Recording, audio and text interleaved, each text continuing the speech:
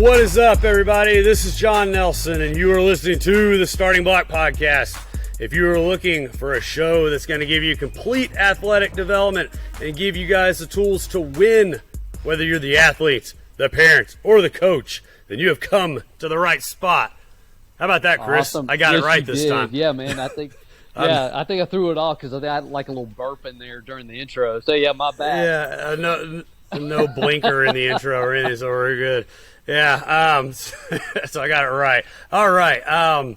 If you're new to the show, man, thank you for joining us. We appreciate you tuning in and listening.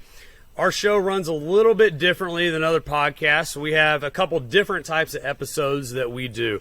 The first show that we do is usually a Q&A, so we'll take questions from all of our listeners, clients, anybody who pays attention to the show. We'll take your questions and we'll answer them live on the air. Those are our Q&As. It's usually myself, Chris, Mandy. Mandy's with us most of the time. She's not with us today, but she'll answer the questions as well. We'll take those, anything from strength, speed, conditioning, rehab, you name it, we'll get into it. The second type of episode that we're going to do is a guest interview. And the guest interview is going to be kind of like your standard podcast that you hear. We're going to connect with our colleagues across the country, across the world, bring them on. They're going to share their stories of success and tell you guys how they win, a little bit about their approach and what they do and the tools that they give their clients and athletes. And then that final show that we have is our Friday Fact episode. That's usually a couple minutes of me kind of brain dumping on you a little bit, telling you what's on my mind. That may be entertainment. It may be me yelling at you. It may be political. Who knows? But that's those are the three types of episodes. And today, actually, before we get started, remember, guys, there is a fee, and I really want to stress that again. Like, we don't run ads. We can make tens of dollars doing this. Anybody catch that joke? Yeah. We can make tens of dollars doing this, guys. But we do this because we want to share our information and share our connections and help give you guys the tools to win. That's what it's all about, is making our communities better. That's what we joke around. I'm pretty sarcastic, but the whole point of this is to give you guys the tools that you want and to help you guys win. So, guys, we do ask that you please share the show. Get that stuff on Instagram, TikTok, Twitter, Facebook, all of it. Like, I know you guys on social media, so share the show if you want us to keep doing this. We appreciate the support, and that's the last thing I want to say about that. But today's episode is a guest interview, and so we are pleased to welcome Zach Michael from Accelerate ACL to the show today. Welcome, sir. Yeah, thanks for coming on. Appreciate Absolutely, you thanks, Zach. We appreciate it, man. Yeah. So Zach, we talked a little bit before the show about what you do. I think, Chris, you and Zach have talked a little bit as well prior, right? Like, have y'all connected? Evan, Zach's partner, Evan and I talked on by phone a few times, and of course about the newbie and various things like that. And we're all newbie fans, so that's part of what got me very interested in your approach. And of course, being having a background in physical therapy, and as John will frequently bring up, formerly licensed in the field of physical therapy. That we have an interest in bringing our athletes back from injury, and especially when someone has a very let's just call it very high success rate with a very specialized but very common group, which is we're going to put ACL repairs as a very common athletic injury, and of course. I don't want to call out your numbers. I want you, Zach, to give us your numbers as it currently stands as far as ACL rehabilitation. But first of all, once again, welcome, and give us before you answer that question, please give us a little bit of background about your company. Yeah, absolutely. And before I even do that, just wanted to say, thank you to both you guys for all you're doing here with the show. I've enjoyed listening to the first episodes that are coming out here, and getting to listen to guys like Jay Schroeder and Garrett, have been big influences on my life. So, hey, I say that we are very authentic, right? And you can't tell me that our first episodes weren't pretty terrible. Like, you've been listening, like, the audio is pretty bad. I'm stumbling around trying to, get my bearings about me, but we're making improvements, man. Yes, that's absolutely. How you grow. Hey, amen, bro. Hey, I'm here we're for authentic. the content. I'm We're here all- for the we're content authentic, too. man. The technical stuff doesn't matter. It's all the the valuable education that's happening by listening. So Nah, I appreciate Thank you you. listening to the show, bro. Appreciate it, guys. Thanks a lot, man. Thank you. And yeah, to speak a little bit, you guys, about my background and my company. Chris, you mentioned you talked to Evan, my partner. That's kind of where my background comes and starts here with the type of work that we do. So Evan was playing football at Penn State. He's a fifth-year senior at the time, fighting for a starting position on the team, and he pulled his hamstring during training camp. So not an ACL injury for him at the time, but a hamstring injury. He came across some of these great modalities that you guys have talked about on the show a lot, the ARP Wave, the newbie. Found a guy in the middle of central Pennsylvania that was really able to help him out and recover from that injury in 7 days, get back on the field within a week. I know these types of results that you guys see a lot as well. Normally a grade 2 hamstring injury is about a 4 to 8 week recovery time. So for him, that was a big time eye-opener. Meant a ton to him as an athlete, wanting to get back on the field in a shorter period of time and make sure he could play his senior year. And he kind of took that and ran with it and said, this is what I want to do, help other athletes in this way, make sure that they know that there's a tool out there like this that can really help accelerate these recovery times. So Evan launched our company, we have Premier Neurotherapy and Accelerate ACL, launched our company in 2015, I think, maybe 2016. I started talking, my background's in engineering, chemical engineering, and I was dealing with a couple of chronic problems of my own, shoulder problems, hip problems, that I just couldn't get figured out, and had gone to physical therapy kind of with traditional means. And I didn't really feel like they were taking a full-on kind of engineering approach, a root cause problem-solving approach to what was going on with me. So, I didn't feel like the shoulder mobility drills and hip mobility drills and things like that were truly helping me. So started talking to Evan about what he was doing with these direct current modalities, the ARP Wave, the newbie, and what he was saying really resonated with me. So I joined him about a year after he started the company and said, hey, let's get these things out there, and join this group that we didn't even know existed, that John and Chris were likely already a part of, and see what we can do. So we've been working with these technologies now for 6-7 years. Started our company Accelerate ACL 2 years ago. So these technologies really work at the level of the nervous system and the neuromuscular system. And what we saw and what we know about ACLs is that there's really no injury that affects the neuromuscular system more than ACL injuries. There's some pretty interesting studies out there that as soon as the ACL is severed or tears, the brain basically completely shuts down communication, neuromuscular communication to the quadriceps and other muscles that are associated with taking the knee through a range of motion. So, we saw a lot of great impact through our early years and figured, hey, let's get this out there and help as many ACL injuries as we can. It's one of the most devastating injuries an athlete can go through.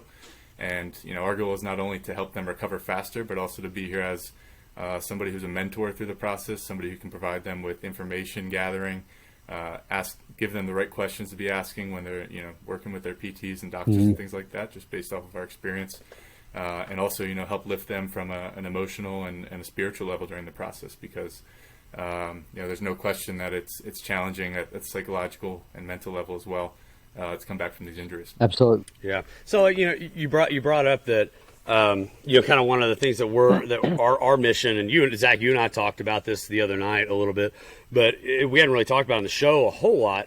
But part of the mission is to kind of bring this community back together. Like there were things that were going on 20 years ago. There was a network of people, I guess, kind of when the internet first started. Do you remember that time, Chris? I remember way before that. But time, John. there was a community.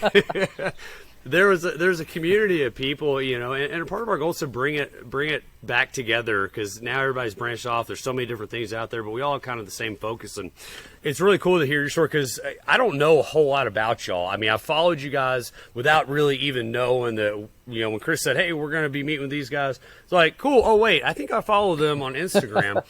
And so, for our listeners are like my, ELP clients, like they do very similar things to what we do. We're all kind of the same network. And I think it's very interesting how you've kind of developed this niche or niche, I guess, if you live in the South or North. You know, I got my camo hat on as well for anybody watching on YouTube or anybody listening. Got my camo hat on, just repping the South the right way. But how did you? Thank you, sir. I appreciate. I'll send you one up there. I don't know if y'all know what camo is up north, but I'll get you one. All right. I don't wear a whole lot of it, but I'd wear the ELP camo. I teach you the Southern ways, my man. But how did you get into that market of the ACL? How'd that start for you guys? Because that's not an easy recovery. Like there's a lot that goes into it. So how'd y'all get into that? Yeah, absolutely. So over the first from 2016 to 2020. We were working with helping athletes with everything from kind of head to toe. I think you mentioned it on our call yesterday, but kind of that last resort type of mentality where people had tried a number of different things and weren't getting the solution they wanted. So more than anything, like I said, in the kind of the research and also from the results we were seeing, as far as ACLs go.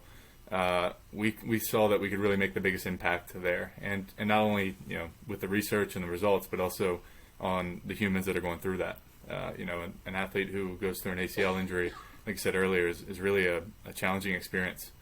No doubt. When we look at how we can help people, to be able to lift an athlete in that situation, and show them that they can have confidence in this recovery process and that they're going to come back bigger, faster, stronger. More knowledgeable about the body after the injury. We really felt like from an impact standpoint, if we could reach this community of ACL athletes, that that would be a really great and impactful way for us to go. So give us some idea now. So all right, I'm a new, okay, I have a fresh ACL tear. All right, I find out about accelerated ACL. I'm scheduled to have surgery. Let's just say January 1st. All right. This is December, 8th, 9th, whatever. All right. Okay. Let's just say next week, the 15th. I'm scheduled to have ACL reconstruction on December 15th, 1 week from today. I find out about accelerated ACL. How is your process? How's going through the process with accelerated ACL different than, okay, doc, just write me a prescription for physical therapy. Give us an idea of how that process works. Sure. Yeah, absolutely. First things first, if the surgery's 7 days out, or even if you meant January 1st, we want to get you going with a prehab program. It's going to be, you're going to probably get that from your doctor for physical therapy as well. But in terms of, we look at our process as a supplement to that physical therapy process. So, the PTs and the doctors, they're kind of providing the guidance on what's safe for the athlete to do at that time, what type of movements, what types of ranges of motion they can work through. And then in our process, we're giving them the ability to use the newbie in home, essentially. So we're having the newbie, sent to their house, and then we're guiding them through virtual training sessions via avenues like this, FaceTime, Zoom, things like that, where we can teach them how to use it and teach them how to use it in a really effective way that drives those results. So, on the prehab side, if you got surgery in a week, my expectation is that if you have a freshly torn ACL, you're probably limping around quite a bit. Within a week, you're going to have a normalized gait, I think, working with us. If I had a little bit longer with you, if I had 2 or 3 weeks, I think I'd have you running again. With the torn ACL. Still with the torn ACL, yep. So, we've had a number of clients, work with us for 3 weeks before ACL surgery, and they're running, 2 miles without any kind of pain or discomfort, even with the torn ACL. So that's kind of, from a standpoint of how we get started. If you have just had that freshly torn ACL, our goal is to have you feeling as close to 100% as possible going into surgery. And, there's this concept of prehab that's out there for ACL surgery, or where you're hitting certain marks. They want you to have 120 degrees of range of motion, full extension, be able to do straight leg raises, things that can really set you up for success on the backside. But we take that kind of one step further, and we say, hey, why not be even closer to 100%? Why not feel like you can do all the things that you want to do going into surgery, so that you have that much more confidence going in, your body's that much more ready, it's already overcome a lot of those neuromuscular deficiencies that might exist from the injury, and we can really get you set up for success on the back end. So back to my original question, which I forgot about until just now. give us numbers. All right, this is the part Sure. I think that got me in touch with Evan in the first place was, all right, Mm-hmm. if those numbers are still intact, I was like, okay, those numbers are crazy good. So give us an idea. Okay, we know, I'd yeah. say they're getting Okay, better. let's hear what. Let's give us numbers. All right, so Sure. Yeah. what is the norm as far as return to basically here's my level of function pre ACL tear. Here's standard return to activity, and here's your accelerated ACL's return to activity. Yeah. So just from a numbers standpoint, one data point that we really like is there's a lot of different types of outcome measure questionnaires where you're kind of measuring functionality of somebody who's gone through an injury like this. There's one called the Lower Extremity Functional Score, and there's a study out there that tells us where they tracked 20 ACL cases, and they said, what's the average of functional score with this lower extremity functional score that these athletes are achieving within the ACL recovery process at every week, essentially. So clients that work with accelerated ACL, they're scoring at the 3-month mark about the same as what the average athlete from that study would be scoring at the 6-month mark. So if we can get them rolling with the first 3 months of work, we're going to have them about 3 months ahead of schedule by month 3 on average right now. Now, as far as that return to play rate goes, now that's always going to be something that's controlled by the doctor and the physical therapist that they're working with. So, our goal is to set them up for as much success as possible when that window arrives, when they're cleared by the doctor and the PT, and have them as functional as possible so that they're not missing that window. There's some studies out there that show that anywhere from 40 to 60% of athletes aren't returning from an ACL injury or ACL surgery within a year. So, most athletes, they say, hey, I've got my injury, I'm going to be back in 9 to 12 months. Well, 40 to 60% of athletes are actually missing that window altogether. So even if we were just looking at can we help our athletes hit that window and make sure that they're back for the following season, that's something that, by improving that functionality really early on, we can set them up for success as they get into that 9 to 12 month window where a lot of doctors and physical therapists will start considering clearing their athletes. Now that has a lot more to do with graft integrity of the new ligament itself than how functional they are. So an athlete could be ready to go 2.5 months into the recovery process, which we've had an athlete who actually was there. The doctor told us there's no reason not to clear him other than the graft integrity. There's no way to really measure, is the graft ready to take on the load? The muscles can be doing their jobs to support the graft properly. They can be doing everything possible to be 100%. But there's no way to measure, has the graft fully taken? Is it fully stable? So that's where the doctor really comes in and makes that call of when the athlete can return to sport. But like I said, this athlete in particular, 2.5 month mark, they ran it through every return to sport test that they could.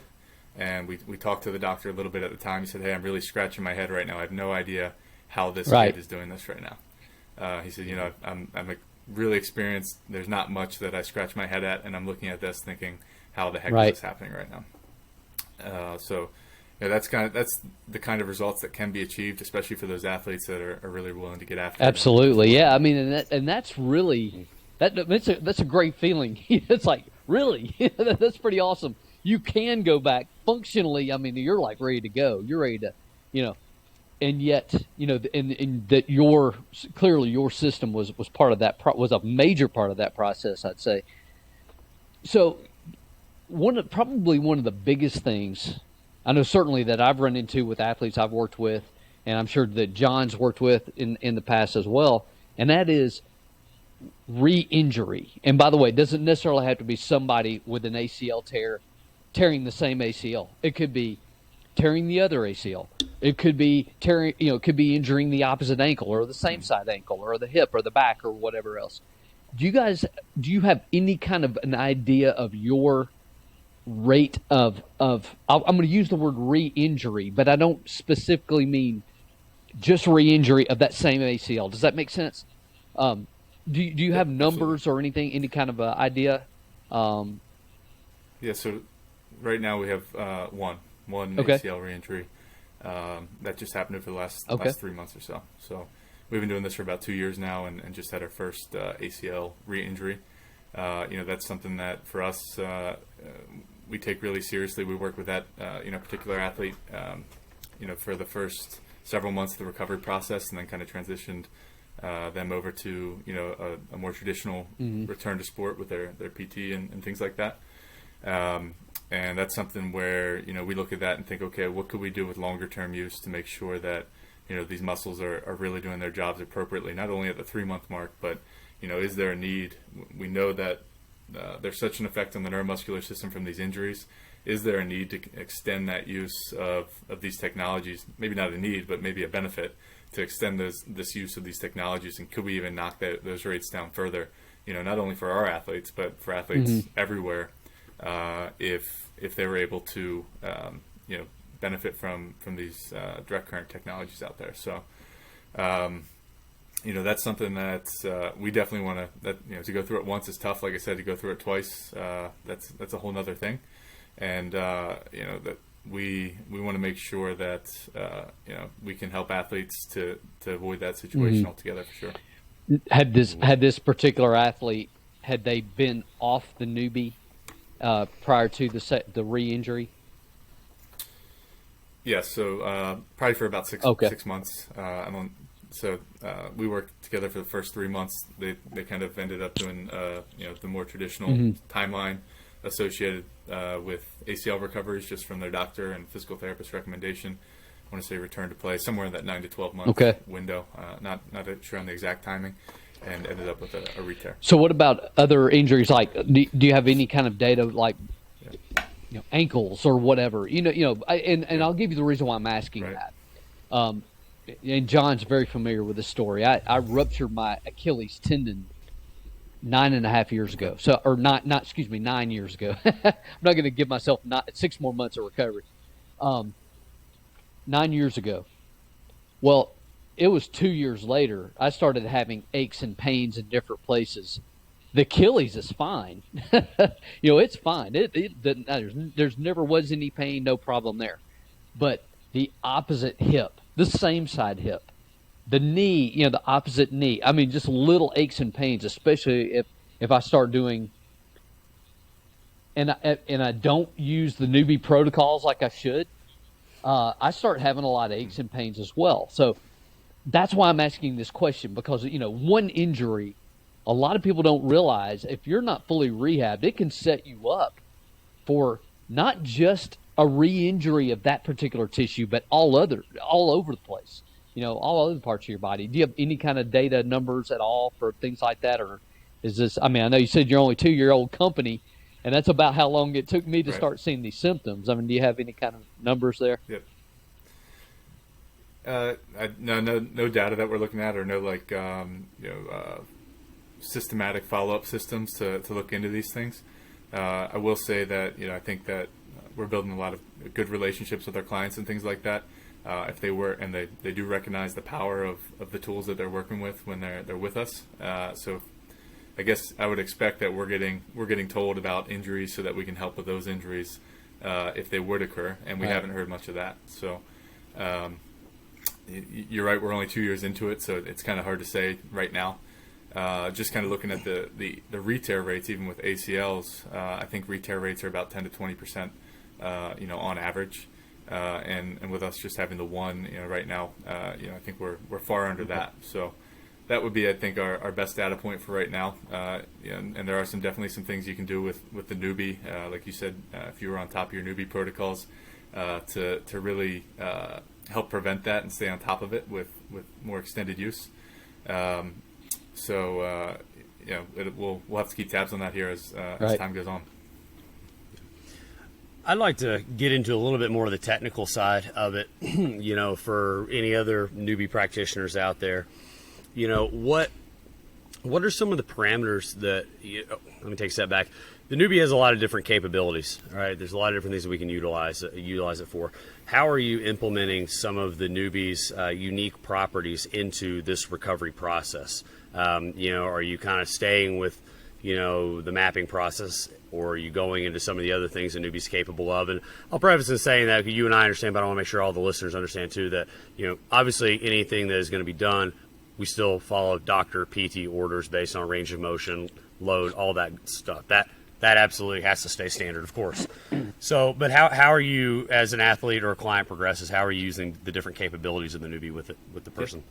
Good question. So I'd say, first and foremost, like I mentioned earlier, the biggest thing, most impactful thing that happens after an ACL injury is the quadriceps really shutting down, and with that quad shutting down, you lose one of the big time force absorbers and force generators around the knee joint there. So if the quad is not working properly, it's likely that that's going to cause all kinds of compensations downstream or upstream that lead to those future injuries that Chris alluded to. So for us, phase one really in terms of what we would do immediately after surgery or after the injury is really restore that quadriceps activation. So one of the really unique things that we see that I think would be interesting to get more data points on and more scientific studies and things like that is that we can actually put the newbie on each quadricep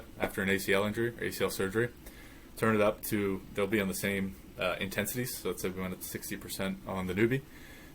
What we'll see is that the ACL quad is far, far, far less responsive to that current than the non-ACL quad. Sure. So we attribute that to the quad deactivating on the ACL quad. We also think because of how sensitive that non-ACL quad is, that there may be some hyperactivity that occurs in that the non-injured quadricep to kind of deload the other leg. So if you imagine one quad wants to work more, the other quad isn't working at all. We think that's associated with kind of the body wanting to deload that leg. That's just a theory, but there is some real hyperactivity in the opposite quad as well that needs to be addressed. That comes out with the newbie. So what we'll actually see over time is in kind of what we call phase one with this quadriceps activation process is that those will start to restore to more even values. So we'll go through some of our exercises and encourage our clients to work.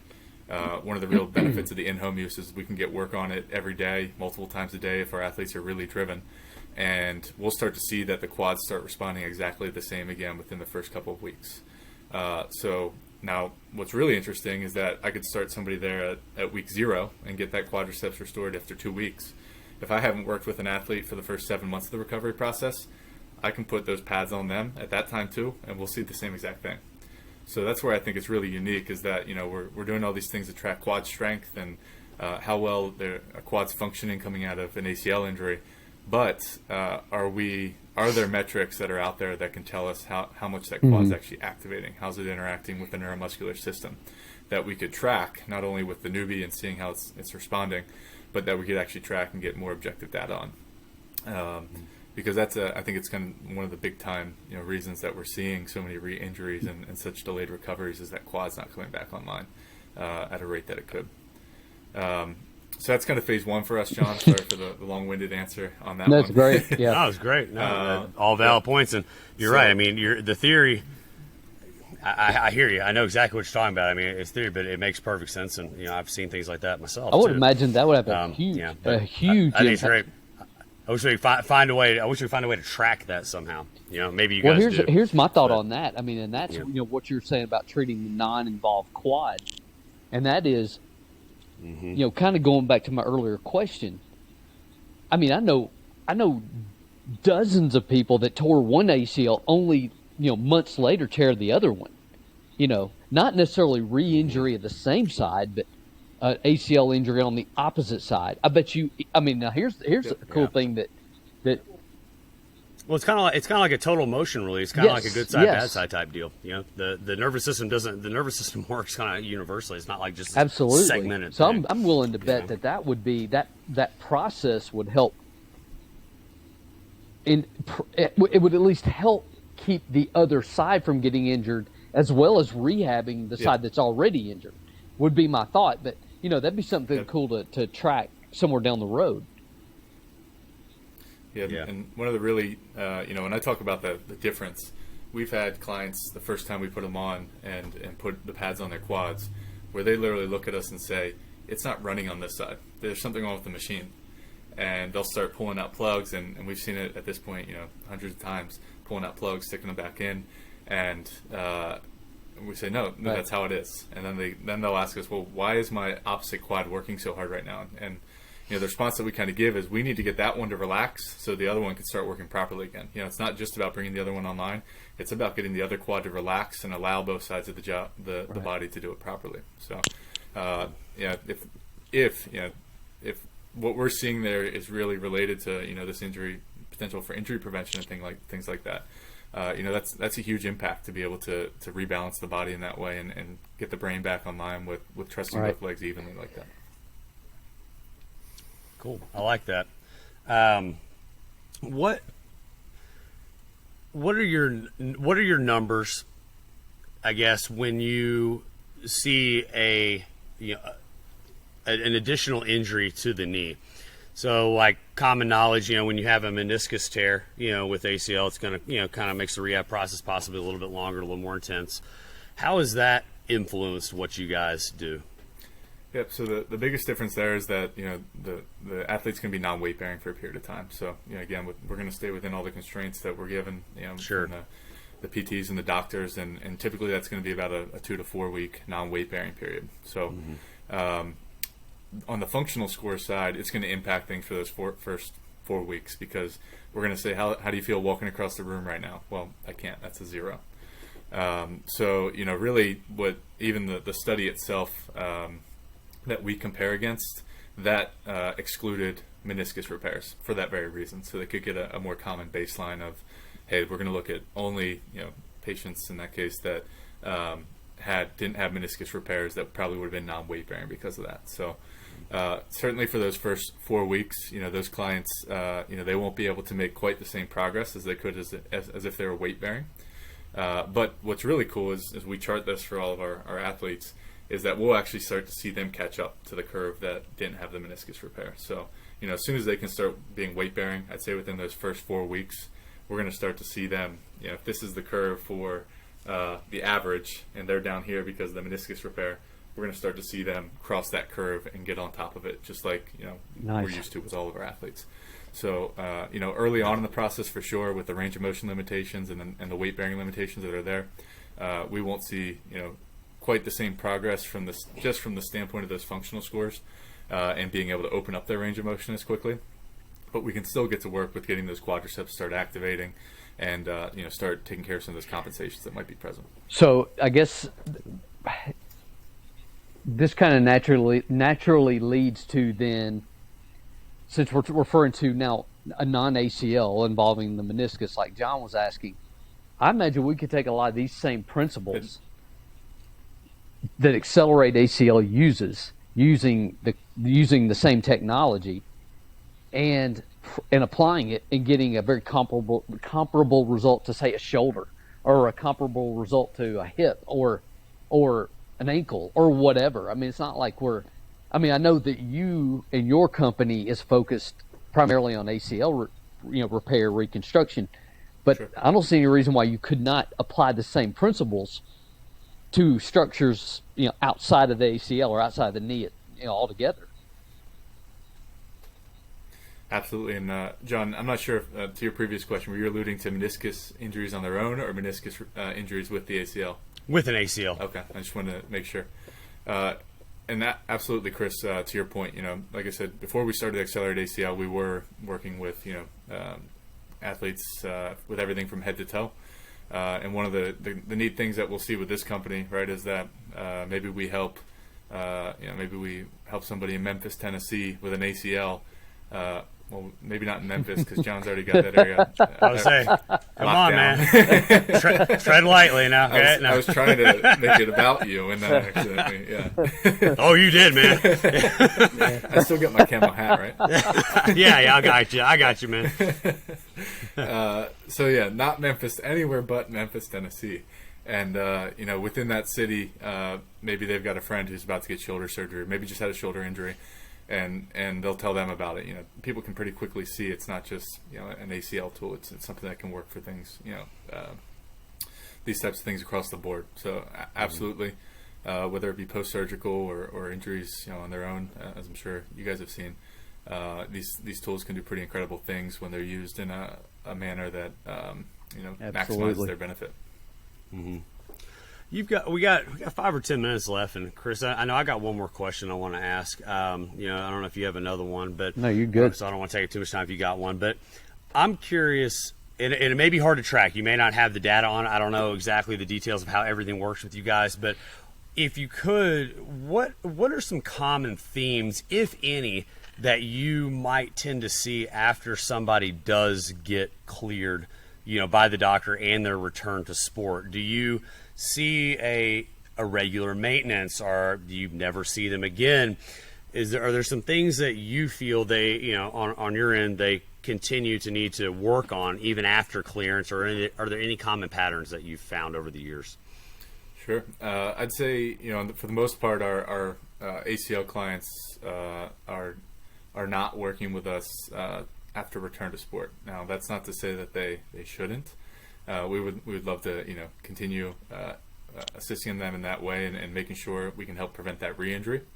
I think that's more of kind of a systematic, more of a, this is what we're used to as in our athletic development and things like that. When it comes to an ACL, is you work with X, Y, and Z until you return to sport, and then you just kind of return to sport. So it's just not the norm right now, maybe, to continue to do as much injury prevention work.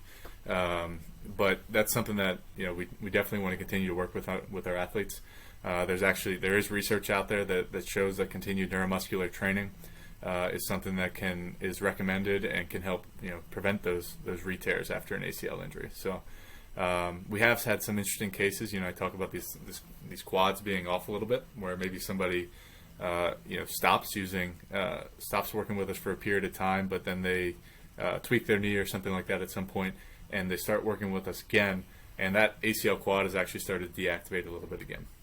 Right. So, when you see something like that, and then you see these rates of re-injuries, those two things together kind of tell us, well, what could we do with longer term use with these athletes? How could we really tap into that 10 to 20% re-injury rate and see if we can get that lower and lower by having some longer term use with these types of devices. So, certainly that neuromuscular training, that's alluding more to things like balance and perturbation training and things like that, and the studies that are out there. But when we look at what the things like the newbie can do, you got to think that would fall directly into that mold and also be, in my mind, more effective than even some of the neuromuscular training that's out there in terms of the studies that have been done so far for that injury prevention and post-return to sport. All right, so Zach, Gotcha.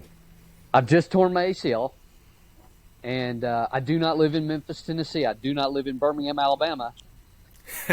All right, how do I now find Accelerate ACL? How do I go about getting access to a newbie and starting my own road to recovery? Yeah, absolutely. Great question. So you can find out more information on accelerateacl.com. Also have a Instagram and that you can check out if that's the way you want to go. In terms of getting started with the newbie and the Accelerate ACL program, that normally starts with a phone call. So we have ways that you can sign up for a quick 15-minute phone call so we can get a rundown on the injury, hear a little more about your goals for recovery, and then if you're interested, get you rolling with what we call a 2-day trial process. So basically we get a newbie sent out to you.